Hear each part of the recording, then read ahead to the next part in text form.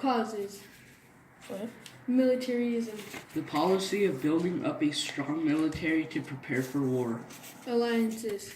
Agreement between nations to provide aid and protect one another long before the war began. The countries in these groups had made arrangements to work together and help one another if there was a war. So when war did break out in 1914, parts of Europe were already divided into two sides.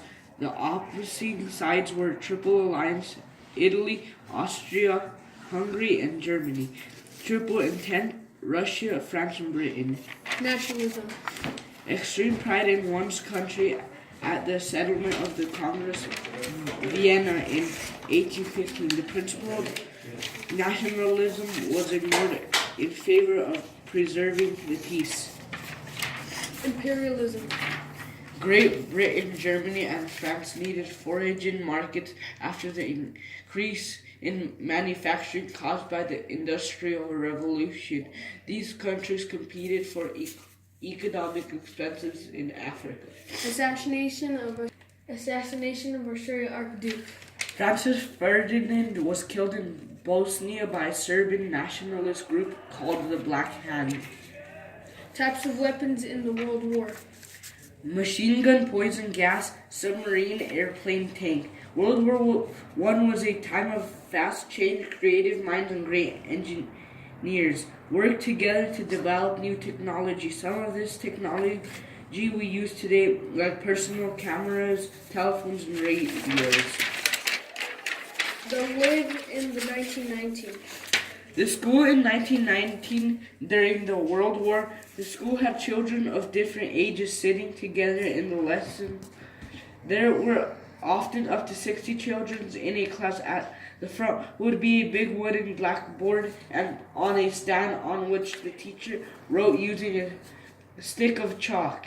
Near to the teacher's desk was an iron stove with a coal fire during the winter. School dinners.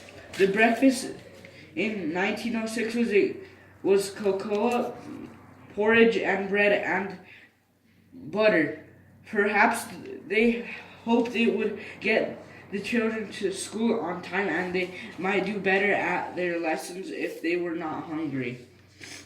The homes. In 1914, there were big difference in homes depending on how rich or poor a family was.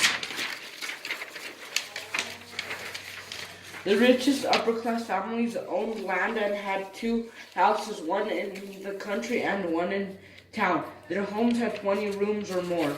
Working-class people worked in factories, on farms, or in heavy industries such as coal mining and steelworking. They earned $50 to $100 a year or less. Families lived in cottages and joined together, terracotta houses with 3 to 4 rooms. Many of these small homes had an outside toilet and no bathroom. The very poor, who often did have jobs, lived in overcrowded and dirty slums. Whole families sometimes lived in one room in badly kept houses and tenement apartment blocks. They had to share a toilet with other families. Older slums were being cleared, but in 1914 there were still plenty in the big cities. The streets.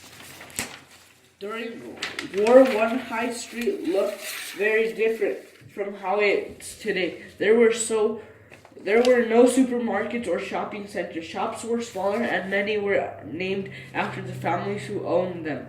To buy the things